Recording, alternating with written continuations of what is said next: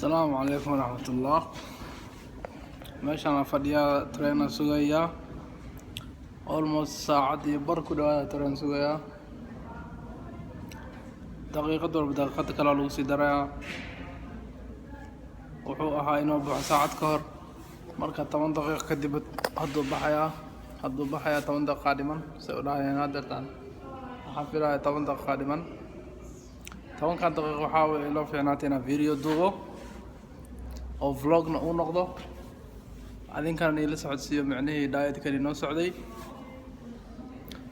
anyways and 21 maalin waxaan uga harsan beri oo qura waxaad soo sameynay almost maanta waxay noo tahay 20 beri hadaa sameeyno 21 marka wax badan oo barna filaya dadkii badnaa oo cuntada iyo waxa wax weydiinayay warqadii aan soo diray iyo maxaa la diet plan ka aan soo diray waa aragteen waxaa barateen cuntooyinka waxaa barateen almeetada waqtiga la sameeynaya 21 la soo dhaafay wuxuu ahaa kaliya macnaheedu wax barasho uu ahaa hadda hilib badan ka dhacay almost aniga dartaan meesha aaro wax yar ay dhiman adiga duuga dhacay ama wax yar inta rabto uusan ka dhicin wali waqti badan oo harsan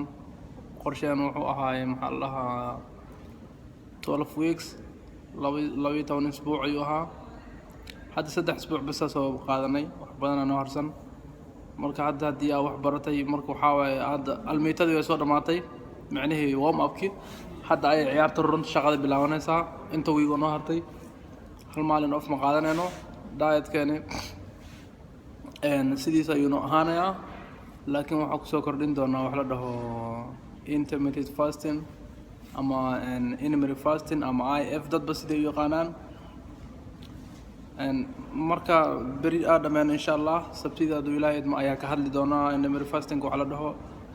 sida loo sameeyo iyo waqtiyada la soomo iyo waqtiyada iyo waxyaalaha ku baran marka sooman tahay aawani kartid ama caawi kartid soon marka dhaayam ka hadlaya kii ramadaanka waxa ka hadlaya soon loogu talagalay soon diet camal ah oo waqtiyo gooniya la sameeyo dad badan kan waxa sameeyeen dadka fitnesska sameeya